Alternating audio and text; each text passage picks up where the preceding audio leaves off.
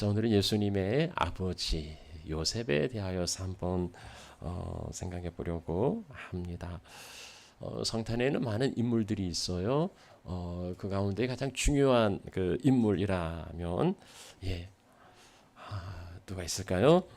뭐 동방의 박사들도 그리고 베들레헴의 목자들도 다 필요하지만 뭐니 뭐니 해도 그 예수님의 부모님은 없어서는 안 되는 정말 중요한 인물일 겁니다. 부모님 없이 어떻게 아이가 태어나겠어요? 참 부모님 중요한데요. 그러면 엄마가 중요할까요? 아빠가 중요할까요? 어떻게 생각하세요? 엄마가 더 중요하다고 생각하시는 분도 있을 거고, 뭐 아니야 아빠가 더 중요해라고 생각하시는 분도 있겠는데요. 성경에서 보면 아무래도 이 마리아 쪽에 더 비중을 두는 것 같아요. 예수님 어머니는 마리아, 예수님 아버지는 누굽니까? 성경의 기록에 예수님께서 아버지라고 부른 대상은 이제 하나님이에요. 예수님 어렸을 때 기록은 이렇게 예수님의 그 말씀하신 게 안 나오니까. 그리고 성경 기록 가운데도 보면은요, 예수님의 어머니는 그 가나의 그 혼인 잔치에도 예수님께 도움을 요청하는 것을 볼 수가 있어요. 그리고 예수님이 십자가에 달려 돌아가신 그 자리에도 예수님은 함께 계셨어요. 그 미켈란젤로의 그 유명한 조각상 있죠, 피에타. 십자가에서 내려진 예수의 시신을 안고 슬픔에 잠긴 그 마리아의 모습이 그대로 그려져 있습니다. 자, 그런데 예수님의 아버지 요셉은요, 성경에 말 한마디 없어요. 그리고 유년 시절이 지나면서 예수님의 그 아버지도 슬그머니 사라집니다. 그러니까 이 요셉은 이 성경에 그리 많은 분량이 나와 있지 않아요. 뭐 어머니가 없으면 태어날 수가 없으니까 마리아는 없어서는 안 되는 존재지만 예수님은요, 예수님의 잉태는 요셉으로 인한 게 아니었어요. 요셉으로 인해서 태어난 게 아니고 성령으로 잉태되었다고 그렇게 밝혀주고 있습니다. 그러니까 요셉이 없어도 예수님은 태어나실 수 있죠. 요셉 없어도 예수님 오시는 데는 요셉이 없어도 아무 문제 없어요. 그러다 보니까 좀 덜 중요한 인물로 그렇게 비춰지는 것 같아요. 자, 그런데 구약의 예언은 예수, 그러니까 메시아가 유다 지파 다윗의 자손이어야 했습니다. 유다 지파 다윗의 자손으로 오셔야 했어요. 자, 그러니까 이 지점에서 다시 다윗의 자손 요셉은 이제 없어서는 안 되는 이제 그런 인물로 다시 자리매김 되는 겁니다. 자, 이것을 그 마태가 이제 그 복음서를 쓰면서 처음으로 기록한 게 족보예요.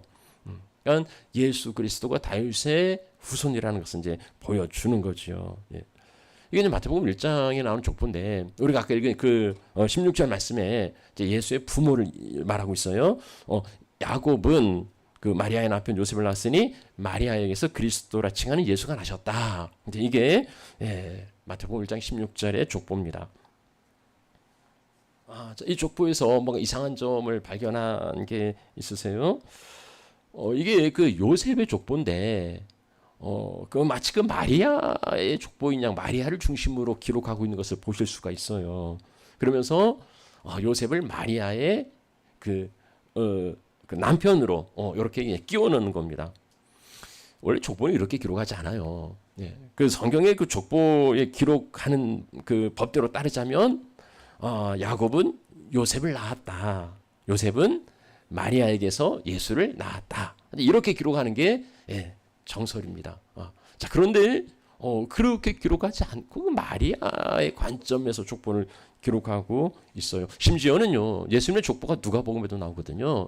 자, 누가복음과 마태복음 족보의 차이는 뭐냐면 그 이제 상향식과 하향식이에요. 그러니까는 그 기술하는 방식이 다른데 어디에서 갈라지냐면 다윗의 아들로부터 갈라집니다. 자, 그러니까 그 누가의 기록에 의하면은요, 요셉의 아버지가 야곱이 아니에요. 누가복음에는 헬리라고 기록합니다. 요셉의 그 아버지가 헬리다. 그건 다르죠. 예, 마태복음 족보와 누가복음 족보는 달라요. 이게 어떻게 이게 다른 게 되었나라고 이제 학자들이 이야기하는데 이게 쭉 거슬러 올라가면은요 마태는 다윗의 아들 솔로몬으로 이어져요. 근데 누가는 다윗의 아들 나단으로 이어집니다. 이게 이제 갈리는 거예요 거기서. 그래서 학자들은 마태복음은 이제 요셉의 족보고 그리고 누가복음은 이제 마리아의 족보다 뭐 이렇게 이제 보는 거죠. 예. 이런 이제 족보들 보면서 아무튼 이 성경 기자들이 이 요셉을 좀 홀대하는 게 아닌지 이런 이제 좀 생각이 드는 겁니다. 자, 그럼 요셉은 누군가? 우리 요셉이라는 인물에 대해서 좀 더 자세히 살펴보죠. 하나님이 더 하신다라는 뜻인데요. 베들레헴 그 출신이고 그리고 다윗의 자손이라 합니다. 근데 이 베들레헴 출신인데 지금 나사렛에 그 정착해 있거든요. 그러니까 왜 그 베들레헴 사람이 나사렛까지 갔을까? 이제 그 요셉의 직업이 목수인데 이제 뭐 목공소를 차리고 이렇게 하는 것보다는 이제 그 곳곳에 그 공사 현장이 있으면 그곳에 가서 이제 작업을 하고 뭐 일을 하는 이제 그러다 보니까 아마 고향을 떠나서 이 타향에 이제 정착하게 된 거라 이렇게들 이야기합니다. 아무튼 요셉의 가정 형편이 그리 넉넉하지 못했던 것 같아요. 그리고 나중에 이제 그 고향에 가서 그 베들레헴 가서 호적하러 가는데 그 누일 곳이 없잖아요. 그러니까 친인척도 없다는 이야기예요. 그러니까 그렇게 가문이 번성한 집안도 아닌 그런 집안이었던 것으로 보입니다. 자, 아무튼 이 요셉이 마리아라는 처녀와 약혼합니다. 이제 당시 유대인들의 약혼은 오늘날 약혼과는 좀 달라요. 개념이 좀 다른데요. 이 약혼은 그 법적인 그 구속력을 가집니다. 우리는 뭐 그런 게 없는데 이제 호적에 오르고 법적 구속력을 가집니다. 결혼과 차이는 동거하지 않았다는 것밖에 없어요. 그래서 여기 본문도 보면은 남편과 아내로 부르는 것을 볼 수가 있어요. 한 1년 정도 이렇게 이제 약혼 기간이 지나면 이제 그 다음에 결혼식을 하고 이제 동거하게 됩니다. 그래서 약혼 기간 동안에 배우자가 죽으면 이제 과부가 되고 호레비가 되고 그 다음에 부정을 저지르면 이제 간음으로 간주되는 거예요. 근데 그 약혼 기간에 마리아의 임신이 드러난 겁니다. 예. 이거 큰일 난 거죠. 예. 배우자 부정이 나타난 거예요. 근데 남편 그 요셉은 이제 조용히 해결하려고 그래요. 예, 조용히 이제 해결하려고 하는데 전사가 이제 요셉의 꿈에 나타나서 이 모든 일의 전모를 이렇게 밝혀줍니다. 자, 그것을 듣고 잠에서 깬 요셉이 이제 파혼하려는 생각을 바꾸고 다시 그의 아내와 이제 결혼하죠. 그리고 아들 낳기까지는 동침하지 않았다. 그리고 아들 낳은 후에는 이제 예수라고 이름을 지었다. 이제 이렇게 말씀하시는 게 이제 본문의 말씀이에요. 요셉은 그 후에도요. 이제 그 예수는 이제 마리아의 관계에서 태어난 건 아니고 이제 마리아와 동침해서 이제 야고보, 요셉, 유다 그리고 시몬 그리고 여러 딸들을 이제 두었다고 마태복음에 기록하고 있습니다. 유대 전승에 따르면 요셉은 그 주 한 14년 정도 그러니까 예수님이 한 10대 후반 정도 되었을 때에 그 마리아와 여러 자녀를 남기고 이제 일찍 죽은 것으로 그렇게 전해집니다. 이게 이제 요셉에 대한 스토리예요. 예. 자, 오늘은 요셉이라는 사람을 좀 더 자세히 이제 살펴보면서 하나님께서 우리에게 원하시는 이 성탄의 정말 주인공인 예수 그리스도 이게까지 정말 지대한 역할을 한 이 요셉을 통해서 하나님 우리에게 어떤 사람이 되기를 원하시는지를 한번 살펴보려고 합니다. 자, 요셉은 어떤 사람이었는지 그 첫 번째로는요. 여기 본문의 말씀 보면은 요셉은 의로운 사람이었다고 말합니다. 19절 말씀 요셉은 의로운 사람이라. 의로운 사람이라. 여러분요. 성경에서 모든 사람 다 죄인이라고 말하는데 의롭다고 인정했다면 이건 참 대단한 사람이에요. 의로운 사람이다. 올곧은 사람이다. 불의에 굽히거나 흔들림이 없는 그런 이제 사람이다. 정말 요셉은요 하나님 말씀에 의지해서 정말 바른 삶, 올곧은 삶을 정직한 삶을 살았습니다. 근데 이 사람이라는 게 이제 다 장단점이 있잖아요. 이제 정직하고 의로운 거 이건 참 부각된 좋은 점이라면 또 이런 사람에게 좀 단점은 어떤 게 있을까요? 이게 너무 의로운 사람들 이런 사람들은요, 그렇지 못한 사람들을 향하여서 정죄하거나 아니면 이제 심판하는 이런 게 될 수 있는 그런 이제 위험성이 좀 있어요. 나는 그러지 않으니까, 자기는 이제 당당하니까 이제 그렇지 않은 죄인들 뭐 이런 사람들 향하여서 이렇게 막 이렇게 의를 이제 세우는 거죠. 자, 이런 의로운 사람 요셉에게 자기 배우자, 약혼자의 그 임신이 드러난 겁니다. 자기도 방탕한 삶을 살았더라면 방탕한 삶 살았어도 이해가 안 되겠지만, 근데 뭐 자기도 그랬으면 배우자의 그 부정한 일들이 조금 이해가 되었을 수도 있겠습니다. 그런데 요셉은요 의롭게 살았거든요. 그런 건 뭐 전혀 생각지도 않은 강직하게 살아왔으니 이 배우자의 임신이 뭐 전혀 뭐 이해가 되지 않았을 거예요. 여러분 그 의로운 사람들이 주로 들고 나오는 게 이제 법대로 해, 법대로. 법대로 하자. 이 법대로 하면 어떻게 됩니까? 율법은요, 이 배우자가 간음했을 때 돌로 쳐서 죽이라고 그렇게 말씀합니다. 돌로 쳐 죽이라. 예외 조금 더 약한 게 있긴 해요. 그 뭐냐면 이제 결혼한 후에 이건 결혼하고 나서 이게 이제 가늠한 경우는 아니고 그의 아내에게 뭐 좀 수치스러운 일들이 발견되었을 경우 아마 이제 그럼 간음이 아니고 이게 뭘까? 뭐 좀 질병인가? 뭐 어떤 문제가 뭐 요렇게 해석하기도 하는데 아무튼 이제 그런 수치되는 일이 발견했을 때는 그에게 이혼 증서를 써서 내보내라고 말합니다. 여러분 이제 이게 그 성경이 이렇게 이야기하니까 이렇게 해야 돼. 라고 이제 하시면 곤란하고요. 예수님이 이 말씀을 가지고서 이제 그렇게 말씀하신 게 있죠. 하나님이 짝지어 주신 것을 사람이 나눌 수가 없다. 그건 이제 모세가 너희 완악함 때문에 그렇게 예외상을 둔 거지 그게 본질은 아니다. 이렇게 이제 말씀하신 건 있어요. 아무튼 이제 그 당시는 워낙 그 가부장적인 그 배경이 있다 보니까 이런 이제 말씀들이 있는 겁니다. 아무튼지 마리아는요 지금 아이를 임신했다면 돌에 맞아 죽어야 되는 이런 이제 처지에 놓인 거예요. 아니 뭐 임신했는데 무슨 증거가 더 필요하겠어요. 더군다나 요셉은 의로운 사람인데 뭐 이게 법대로 해서 자기 결백을 더욱 입증할 수도 있었을 겁니다. 자 그런데 여기 그 남편 요셉은 의로운 사람이라고 하면서 이 다음에 나오는 말씀이 반전인 거예요. 의로운 사람이기 때문에 저를 드러내서 자기의 의를 주장하고 증명한 게 아니라 의로운 사람인데 드러내지 않고 가만히 끊고자 했다는 겁니다. 이게 요셉이 참 대단한 사람인 거죠. 우리는요 누구에게로부터 이런 약혼했는데 배우자가 이런 부정을 저지르고 그 임신을 했으면 정말 그 분노에 사로잡히지 않겠습니까? 그리고 어떤 그 자기 입은 그 상처와 자기 입은 그 손해를 보상받고 싶은 게 이제 누구나 가지는 본능인데 이 요셉은 그러지 않은 거예요. 사람들은 또 누군가의 그 불의한 일을 더욱더 강하게 정죄하는 까닭은 자신은 그렇지 않은 의를 드러내기 위해서 그 간음의 현장에서 잡힌 여인을 끌고 와요. 그리고 예수님께 데리고 와서 다들 뭐 손에 돌멩이 하나씩 들고서 이 여자가 간음 현장에서 잡혔는데 어떻게 해야 됩니까? 하고 이제 예수님한테 이야기하는 거죠. 뭐 다들 뭐 돌멩이 하나씩 뭐 들고서 나왔는데 예수님이 너희 중에 죄 없는 자가 먼저 돌로 치라 하니 모든 자들이 다 그 자리에 있을 수가 없었던 거예요.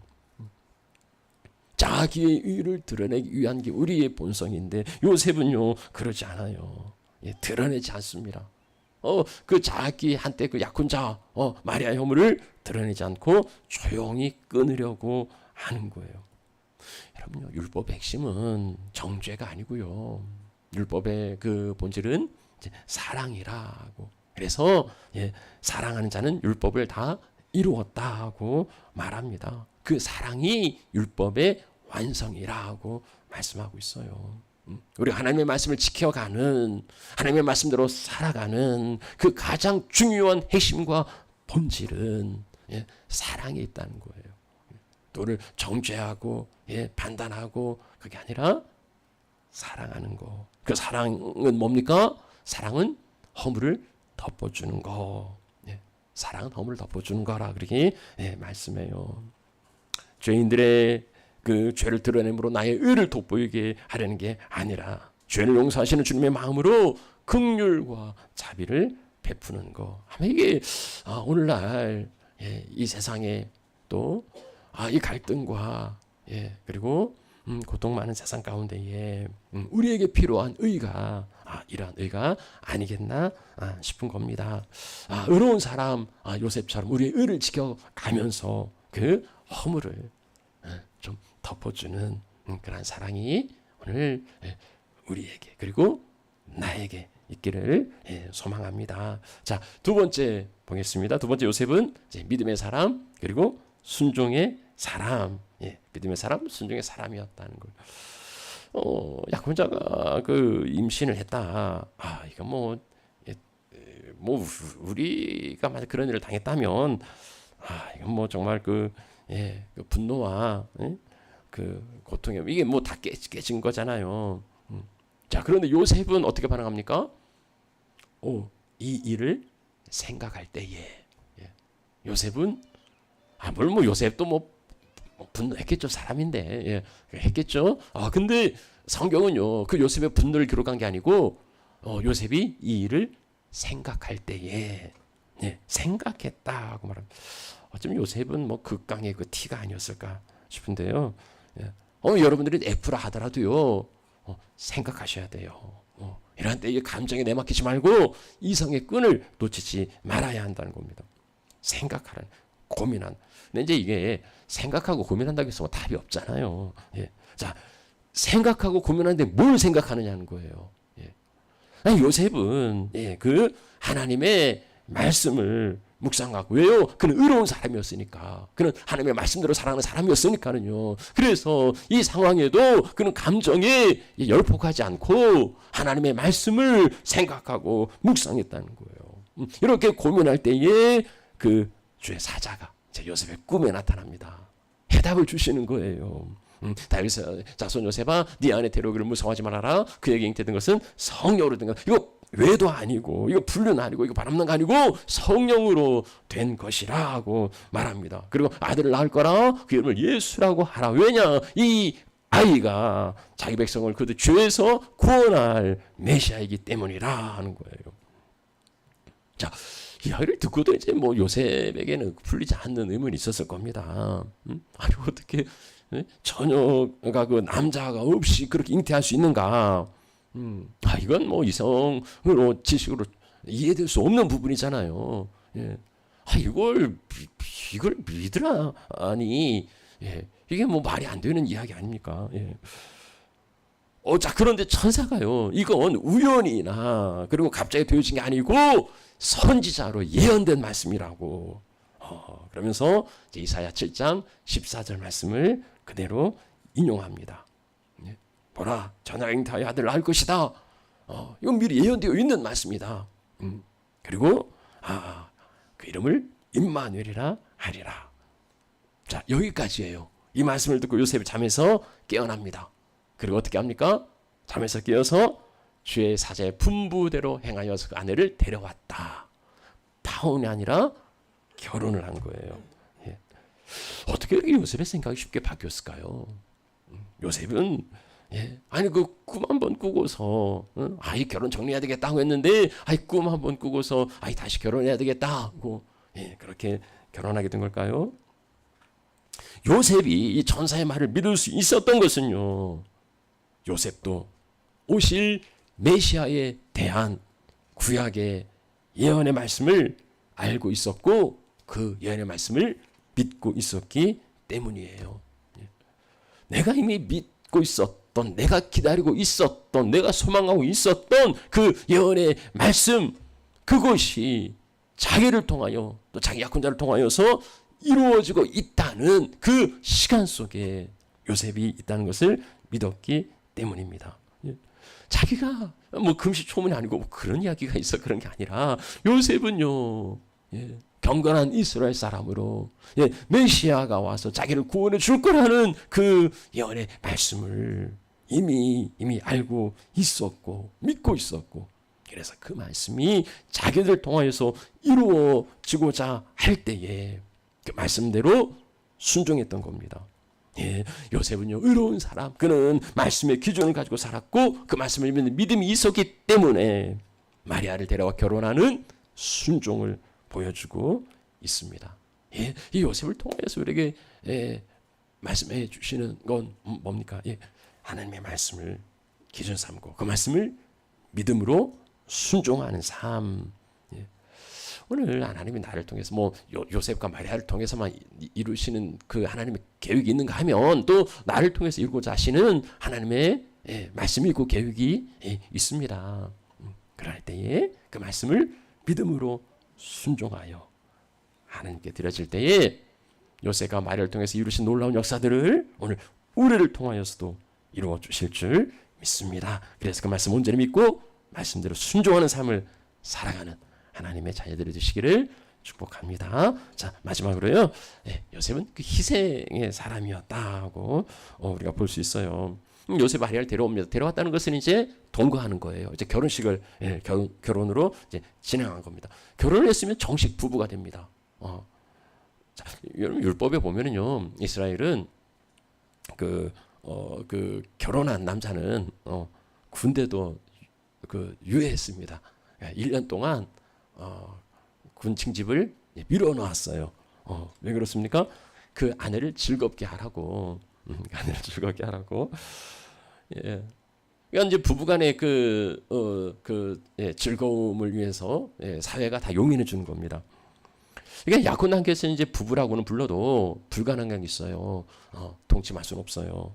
그런데 이제 결혼과 함께 드디어 동침할 수 있는 이제 권리를 갖게 된 거예요. 어쩌면 이제 마리아가 임신했으니까 요셉이 이제 마리아와 동침함으로 이제 마리아의 그 임신을 조금 커버할 수도 있는 이런 부분도 좀 있을 겁니다. 요즘 연예인들이 갑자기 막 결혼 발표하고 하는 거 보면 이제 아이들이 빨리 나오잖아요. 이런 면에서 또 요셉이 좀 잔꾀를 부릴 수도 있었을지 모르겠습니다. 자, 그런데 요셉은 아들을 낳기까지 동침하지 않아요. 이 결혼한 그 남편이 그 아내와 동침하지 않는 거, 이건 어쩌면은 큰 그 희생이라고도 볼 수 있을 겁니다. 왜 그렇습니까? 결혼했지만 이미 마리아의 그 태중에 있는 그 생명은 성령으로 잉태된 거예요. 그래서 출생하기까지 그 마리아의 순결을 그대로 보호해 주려는 게 요셉의 생각이었던 거죠. 그래서요, 요셉은 동침하지 않아요. 그리고 출생 후에도 사실 요셉이 보면 이 태어난 예수는 자기하고는 아무 관계도 없는 아이예요.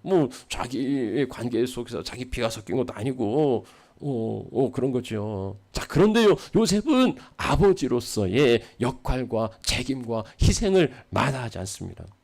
이제 그 예수가 출생하고 나서 아주 파란만장 일들이 많이 일어나죠. 헤롯이 막 죽이려고 하니까 급하게 요셉의 요셉과 마리아는 이제 예수와 함께 애굽으로 피신합니다. 아무것도 없는 애굽 가서 참 이 부모가 살아간다는 게 얼마나 고생했겠어요. 그리고 다시 또 돌아와서 나사렛에 이제 정착하고 또 거기서 아버지로서 아기 예수 잘 돌보아 주면서 또 목수로서 해야 될 일을 가르치면서 그렇게 지냅니다. 여러분 이제 요셉이 예수님의 그 티네이저에 그때 이제 죽었다고 보통 유대 전서가 말하는데, 예수님의 비유에는 그 아버지에 대한 말씀이 많이 등장해요.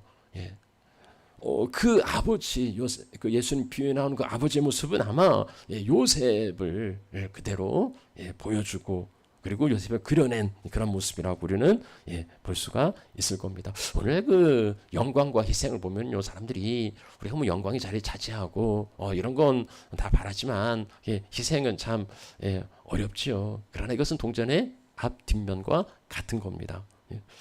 희생이 있을 때 그 영광을 누릴 수 있는 거지요. 그래서 오늘날 정말 쉽고 편한 길을 찾아가는 게 대세지만 많은 사람들이 그 길을 가지만 그러나 희생의 길 사실 예수님이 이 땅에 오신 것 자체도 희생이었고요. 또 처녀가 자기 몸을 내어준 것도 희생이었고요. 그리고 자기와는 피 한 방울 섞이지 않는 예수를 양육한 요셉도 희생이었습니다. 그 희생으로 성탄의 빛이 이렇게 찬란히 비치는 겁니다. 오늘 우리도 그러한 희생의 삶을 조금이나마 흉내낼 수 있으면 좋겠습니다. 자, 말씀 마무리하죠. 우리 모두는 부모 없이 태어날 수는 없어요. 예수님의 경우는 뭐 성령으로 잉태되었으니 뭐 요셉이 없었어도 아버지가 없었어도 가능했을지 모르겠습니다. 뭐 그래서일까요? 족보에서조차도 마리아를 더 이렇게 부각시키는 것을 볼 수가 있습니다. 자, 그런데 다윗의 자손 유다 지파 요셉은 다윗의 자손 유다 지파로 예수님 육신의 아버지로 선택받았습니다. 어떠한 사람이었길래 요셉이 걷어차면 이 아버지가 걷어차면 이 일은 되지도 않잖아요. 어떠한 사람이었길래 요셉은 그렇게 선택을 받았을까? 의로운 사람, 허물을 덮어줄 줄 아는 사랑의 사람, 그리고 구약 예언을 믿는 믿음의 사람이고 그 믿음대로 순종한 사람, 또 예수가 출생할 때까지 동침하지 않고 또 자기 피 한 방울 섞이지 않았지만 예수를 잘 양육한 희생의 사람. 요셉이 있었기 때문에 오늘 우리 성탄이 가능했던 거 아닙니까? 그런 요셉과도 같은 사람들, 우리 남자들, 우리 요셉과도 같은 우리 하나님의 성도들이 있을 때에 성탄의 참된 기쁨과 평강이 이 땅에 흘러가게 될 줄 믿습니다. 그래서 오늘 이 성탄에 그러한 하나님의 자녀들이 되시기를 축복합니다. 축원합니다. 자, 우리 함께 찬양하고 기도하죠.